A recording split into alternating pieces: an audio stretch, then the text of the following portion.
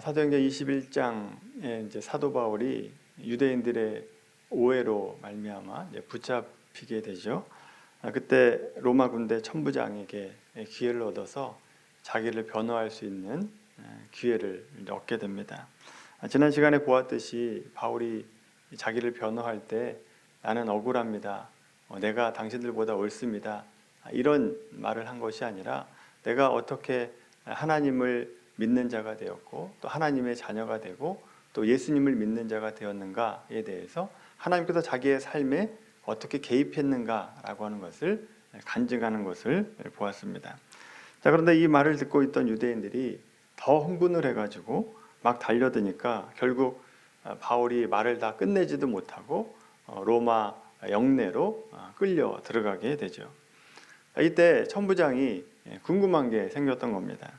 아니 도대체 이 사람이 뭘 했길래 유대인들이 이렇게 죽자고 달려드는가, 왜 이렇게 바울을 못 살게 구는가, 그 이유가 무엇인가 라고 하는 것을 알고 싶었습니다. 그래서 군인들에게 바울을 묶어놓고 채찍질해서 신문하라 라고 명령을 내리죠.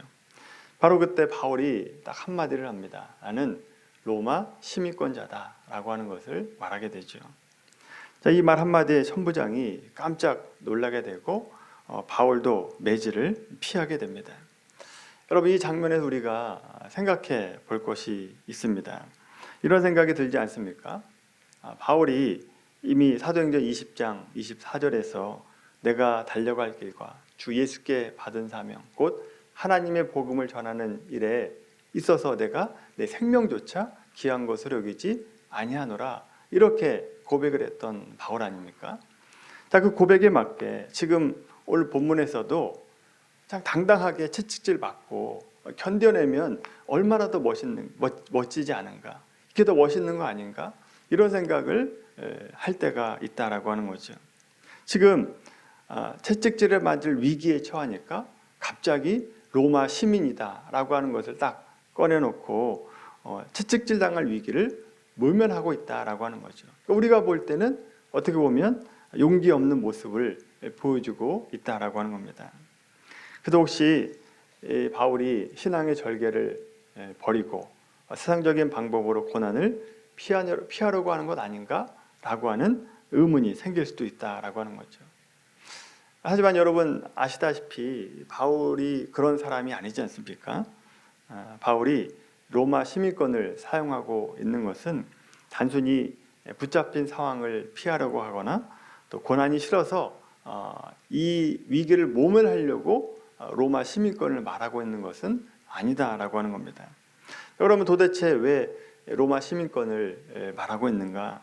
그 이유는 만약 지금 여기서 재판도 없이 그냥 채찍질에 맞다가 신문당하다가 죽기라도 한다면 그 예수님께 받은 사명을 다 감당하지 못하고 그냥 허무하게 죽을 수도 있었기 때문에 자신의 사명을 끝까지 감당하기 위해서 로마 시민권을 이 자리에서 꺼내놓고 있다라고 하는 겁니다. 자, 그런 점에서 보면 바울이 지금 로마 시민권을 꺼내놓고 있다라고 하는 것은 뛰어난 분별력이고 지혜로운 행동이고 또 자기 사명에 대한 성실한 태도라고 말할 수 있는 것이죠. 다만 우리가 이 부분을 잘못 이해를 하게 되면 우리에게 닥친 어려움을 무조건 피하거나 또 책임을 회피하려고 하는 핑계를 댈 수 있다라고 하는 문제가 생기게 됩니다. 자, 그러면 우리가 궁금한 게 생기죠. 어디까지가 하나님 지혜로운 거고 어디까지가 책임을 회피하는 건가? 다시 말하면 어디까지가 하나님의 뜻을 따르는 것이고 어디부터 세상적인 방법을 의지하려고 하는 것인가 라고 하는 것을 알아야 되는데 그 경계가 애매하다라고 하는 겁니다. 우리 신앙인들의 큰 고민거리죠. 그래서 오늘 우리는 이 문제를 놓고 하나님의 뜻과 세상적인 방법을 분별할 수 있는 그 기준을 한번 세워보도록 하겠습니다. 그 기준을 잘 보여주는 말씀이 로마서 12장에 있습니다. 12장 1절부터 3절까지 함께 보겠습니다. 로마서 12장 1절에서 3절까지 말씀 신약성경 256페이지입니다. 로마서 12장 1절에서 3절까지 말씀입니다. 같이 읽겠습니다. 시작. 그러므로 형제들아, 내가 하나님의 모든 자비하심으로 너희를 권하노니 너희 몸을 하나님이 기뻐하시는 거룩한 산 제물로 드리라. 이는 너희가 드릴 영적 예배니라. 너는 이 세대를 본받지 말고 오직 마음을 새롭게 함으로 변화를 받아 하나님의 선하시고 기뻐하시고 온전하신 뜻이 무엇인지 분별하도록 하라. 내게 주신 은혜로 말미암아 너희 각 사람에게 말하노니 마땅히 생각할 그 이상의 생각을 품지 말고 오직 하나님께서 각 사람에게 나누어 주신 믿음의 분량대로 지혜롭게 생각하라. 아멘. 이 말씀 보시면 하나님의 뜻이 무엇일까, 또 하나님의 마음이 무엇일까를 알기 위해서 우리가 세 가지를 생각해야 된다라고 얘기합니다.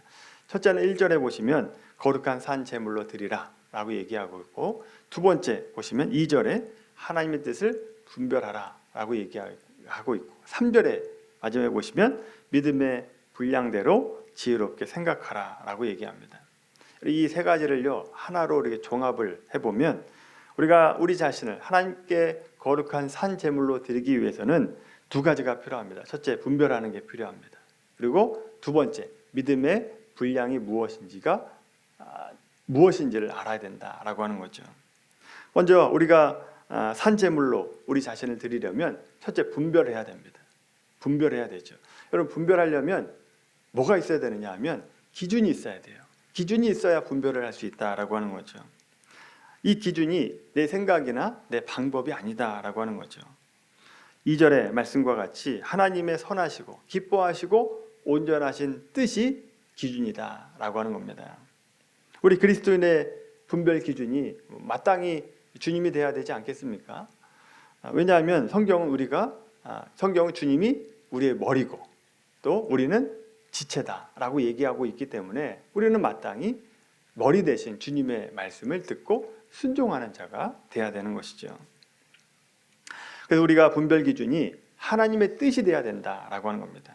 따라서 우리가 하나님의 뜻을 알길 원한다면 우리 기도가 조금 바뀌어야 됩니다. 하나님, 저에게 주십시오, 이루어 주십시오 라고 하는 기도 또 물론 필요합니다만, 그 기도 다음에 뭘 해야 되느냐, 그 단계를 넘어서서 하나님의 뜻이 무엇인지를 알게 해주십시오, 하나님의 마음이 무엇인지를 알려주십시오 라고 하는 기도를 해야 된다라고 하는 거죠. 하나님의 뜻을 알기 위해서는 그런 기도가 필요하다라고 하는 거죠. 자, 두 번째로 우리를 산 제물로 드리기 위해서 필요한 것이 3절의 말씀과 같이 믿음의 분량대로 지혜롭게 생각하는 겁니다. 여러분, 여기서 분량이라고 얘기하니까 어떤 양을 얘기하는 것 같습니다만, 이런 개념으로 생각하기 쉽지만 여기서 분량 얘기하는 것은 그런 뜻이기보다는 하나님께서 나에게 무엇을 주셨는지를 아는 겁니다. 나에게 뭘 줬는지를 아는 게 믿음의 분량이다라고 하는 거죠. 하나님이 나에게 뭘 주신지를 알아야 하나님께 드릴 수 있지 않겠습니까? 예를 들어 보겠습니다. 여러분, 사무엘상 17장에 보시면 골리앗 앞에 선 다윗이 나오잖아요. 다윗이 그때 10대 중후반입니다. 소년이었습니다. 아주 어린 소년은 아니었습니다만 소년이죠. 근데 다윗이, 한번 생각해 보십시오. 뭘로 골리앗을 무찌릅니까? 사울의 갑옷을 입고 갔습니까? 사울의 칼을 가지고 갔나요? 그렇지 않습니다. 자기의 손에 익숙했던 물맷돌을 가지고 가죠. 그리고 하나님을 향한 믿음을 가지고 골리앗 앞에 나가는 것을 보게 되죠. 바로 그 물맷돌과 다윗의 믿음, 그것이 바로 다윗의 믿음의 분량이었다라고 하는 겁니다. 마가복음 12장 41절 이하의 말씀 보시면 과부가 2렙돈을 헌금함에 드린 것이 나옵니다. 예수님은 큰 돈을 헌금한 사람보다 자기 전 재산이었던 2렙돈, 아주 작은 돈을 드렸던 그 과부를 칭찬하셨다라고 하는 거죠. 여러분, 이 과부에게 믿음의 분량은 2렙돈입니다. 오병이어 기적, 요한복음 6장 9절에 보면 오병이어 기적이 나오죠. 이 아이가 자기가 먹으려고 싸왔던 그 도시락을 예수님께 드리게 됩니다. 그랬더니 그 작은 도시락이 예수님의 손에 붙들려서 기도할 때, 축사할 때 거기 있던 모든 사람들이 먹고 남게 됐다라고 하는 겁니다. 여러분, 그 어린아이에게 믿음의 분량은 뭡니까? 도시락이죠. 오병이어가 들어가 있던 도시락이었다라고 하는 거죠. 여러분, 이렇게 물질적인 것만 믿음의 분량이 되는 게 아닙니다. 사도행전 11장 22절에 보시면 바나바라고 한 사람이 나옵니다. 바나바는요, 바울처럼 막 앞에 나가서 설교하고 말씀으로 사람들을 변화시키고 이런 능력은 없었던 것 같아요. 그런데 이 바나바에게는요, 격려하는 은사가 있었습니다. 그리고 사람과 사람 사이에 갈등이 있을 때 중재할 수 있는 은사가 있었어요.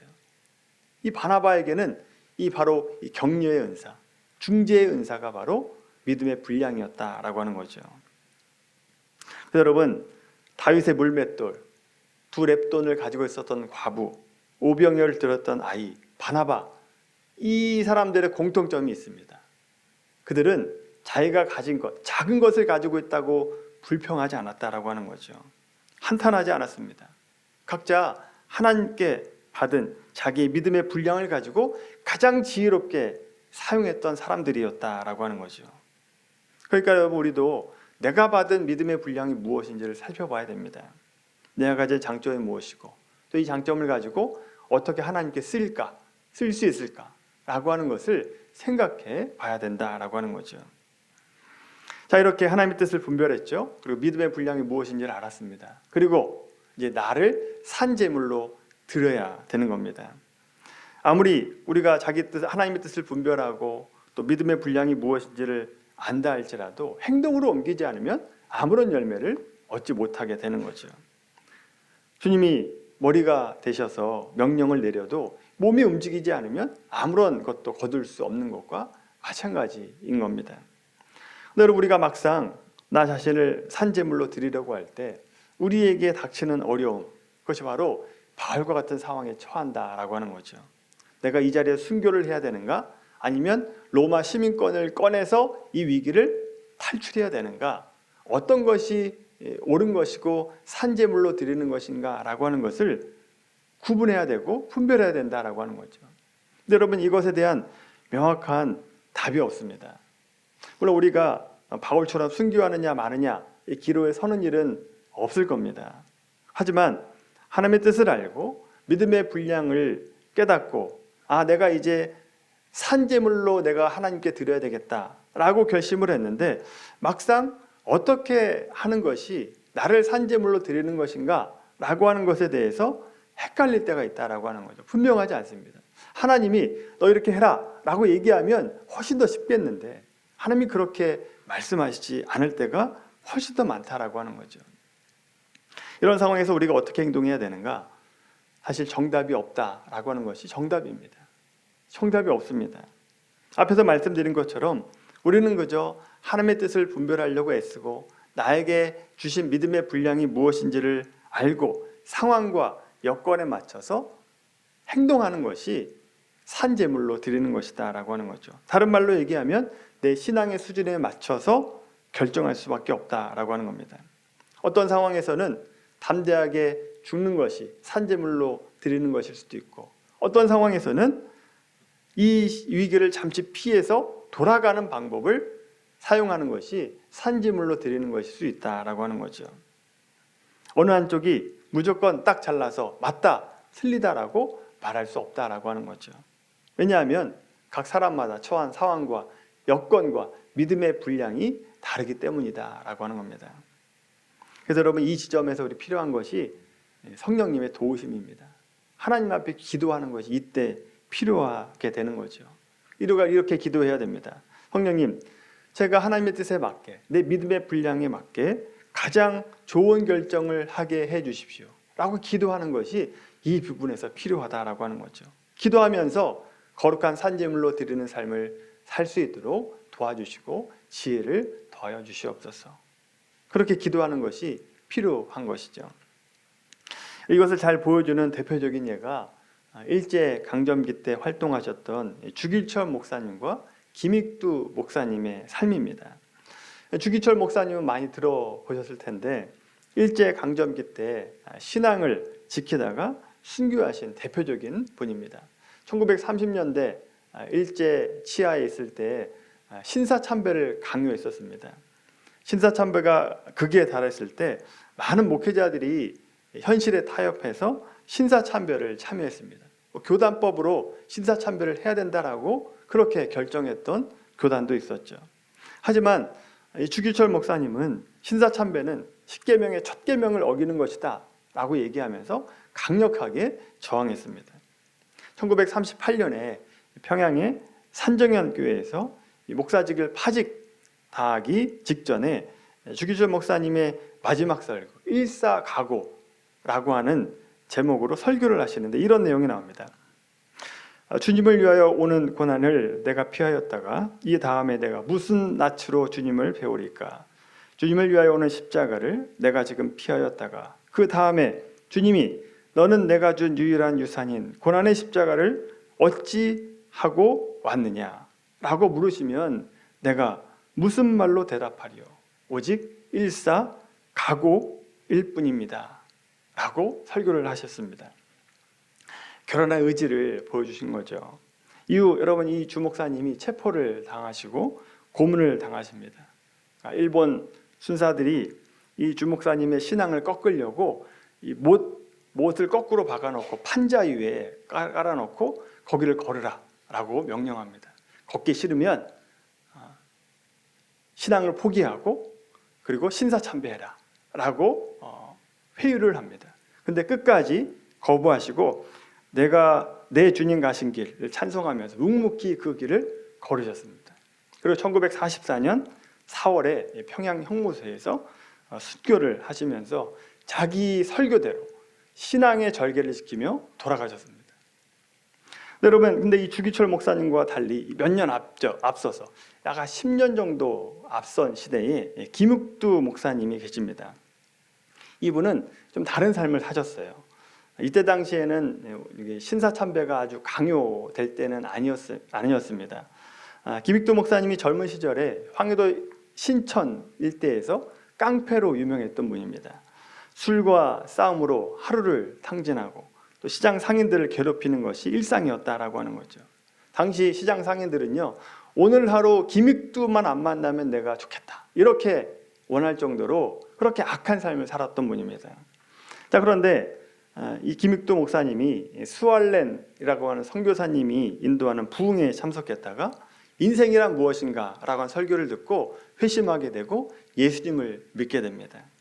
그리고 예수님 믿은 이후에 180도로 바뀌게 되죠. 그리고 자기가 잘못되던 사람들 일일이 찾아가가지고 용서를 구하고 그 다음에 신학교에 가가지고 목사님이 되셨죠. 그리고 나서 한국 초대교회를 대표하는 강력한 부흥사가 됩니다. 김 목사님은 자기가 깡패였다라고 하는 것을 전혀 부끄러워하지 않았습니다. 왜냐하면 이런 깡패 같은 나도 주님의 복음으로 변화시켰습니다. 복음의 능력을 선포했던 거죠. 그 메시지를 듣고 사람들이 소망을 얻은 겁니다. 저 목사님을 변화시켰던 그 복음의 능력을 통해서 나도 변화시킬 수 있겠구나. 그리고 지금 힘들고 어렵지만 병이 낫고 회복되고 나라가 회복될 것이다 라고 하는 소망을 갖게 됐다라고 하는 거죠. 자, 보시면 주기철 목사님과 김익두 목사님의 삶은 완전히 다르죠.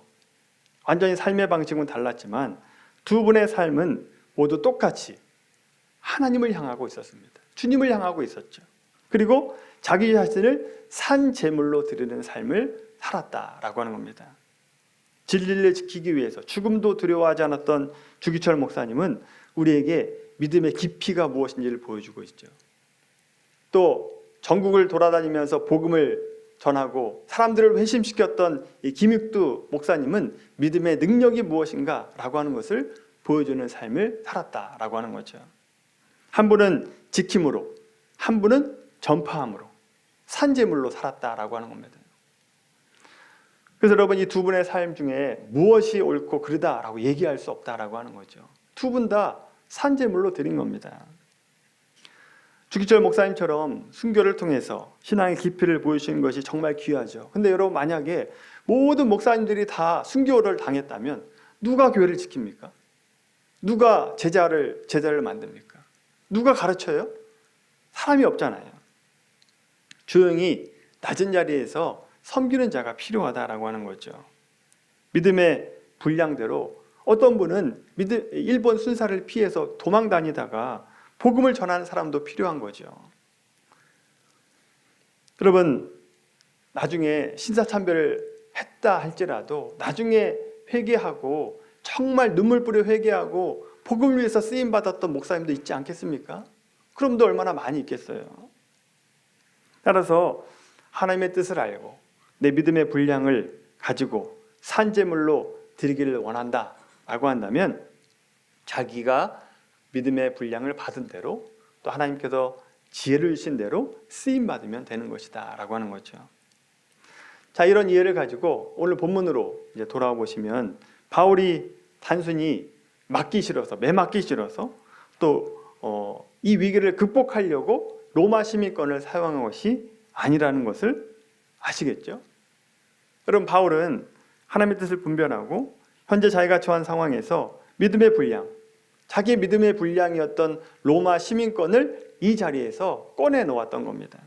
이 시민권을 통해서 지금의 위기를 넘어서 최종 목적지 로마에 가서 내가 로마의 복음을 전해야 되겠다. 그리고 로마에서 산제물로 나를 드려야 되겠다라고 하는 결단을 했던 것이죠.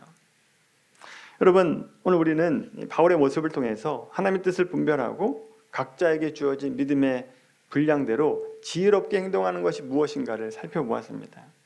주님을 향한 마음만 같다라고 한다면 우리 자신을 드리는 방식은 다양할 수 있다라고 하는 거죠. 어떤 모습으로든 산제물로 드리면 되는 것입니다. 자, 이제 이 말씀을 오늘 살아가는 저와 여러분에게 어떻게 적용할지를 생각해보고 말씀을 마치도록 하겠습니다. 여러분, 우리는 요즘에 비교에 너무 익숙해진 사회 속에 살아가고 있잖아요. 심지어 우리 그리스도인들조차도 하나님의 일을 할 때 자꾸 다른 사람과 비교해서 내가 저 사람보다 못하다, 내가 저 사람보다 낫다라고 하는 생각을 가지고 하나님의 일을 할 때가 있습니다. 근데 여러분, 주기철 목사님처럼 순교할 용기가 없다라고 하는 것 때문에 자기 자신에 대해서 막 위축되고 소외되는 그런 마음을 가지고 계신 분이 있습니다. 또 김익도 목사님처럼 뜨거운 부흥을 일으키지 못한다라고 하는 것 때문에 낙심하는 분들이 있다라고 하는 거죠. 이것은 마치 다윗이 자기 몸에 전혀 맞지 않는 사울의 갑옷을 입고 있는 것과 똑같은 겁니다. 사울의 갑옷을 입고 불편한 것과 똑같은 거예요. 다윗에게 필요했던 건 사울의 갑옷이 아니죠. 사울의 칼이 아닙니다. 다윗에게 익숙했던 물맷돌, 믿음이면 충분했다라고 하는 거죠. 오늘 본문에서 바울에게 가장 필요하고 적절했던 물맷돌이 뭡니까? 바로 로마 시민권이었다라고 하는 거죠. 하나님은 우리 각자에게도 내 손에 가장 익숙한 물맷돌을 주신다라고 하는 거죠. 그리고 그 물맷돌을 통해서 하나님께 산제물로 드리기를 원하십니다. 화려하게 말을 잘할 수 있는 재능은 없을지라도 묵묵히 다른 사람의 이야기를 끝까지 들어줄 수 있는 이런 경청의 물맷돌, 큰 물질을 드릴 형편은 안 되지만 정성 들여서 끓인 죽을 가지고 아프신 분을 찾아가서 죽 한 그릇 대접할 수 있는 그런 사랑의 물맷돌, 사람들 앞에 나서는 리더는 아니지만 아무도 보지 않는 곳에서 음지에서 섬길 수 있는 섬김의 물맷돌, 아무도 기도하지 않지만 아픈 분들 한 분 한 분을 생각하면서 중보할 수 있는 중보의 물맷돌, 바로 그것이 하나님께서 저와 여러분에게 주신 물맷돌, 각자의 물맷돌이 되는 것이다 라고 하는 거죠. 다른 사람의 은사를 부러워하고 불평하는 대신에 없는 것 가지고 자꾸 흉내내려고 하지 마시고, 그럼 나에게 주신 가장 작은 것이 무엇인가, 내게 주신 물맷돌이 무엇인가 라고 하는 것을 생각하시고 그 주신 것을 가지고 하나님 앞에 산제물로 드릴 때 우리 앞에 있는 골리앗 같은 문제들이 해결될 줄로 믿습니다. 더 나아가서 도저히 믿을 것 같지 않았던 나의 전도 대상자들이 믿음을 가지고 주님께 돌아오는 일들이 있게 될 줄로 믿습니다. 여러분, 오병이어를 드렸던 어린아이처럼, 두 렙돈을 드렸던 그 과부처럼 여러분의 작은 물맷돌이 주님의 손에 들릴 때 기적의 도구가 된다라고 하는 것을 믿으시길 바랍니다. 여러분이 가장 잘하고 가장 익숙하게 여기는 여러분의 물맷돌이 무엇인지를 생각해 보시고 그 물맷돌을 가지고 하나님께 쓰임받는 우리 모두가 되기를 바랍니다. 이번 한 주 살아가시면서 어떻게 하면 내가 가진 물맷돌을 가지고 하나님께 쓰임받을 수 있을지 깊이 생각해 보시고 작은 것이라도 실천해 보는 우리 모두가 되기를 주님의 이름으로 간절히 축원합니다.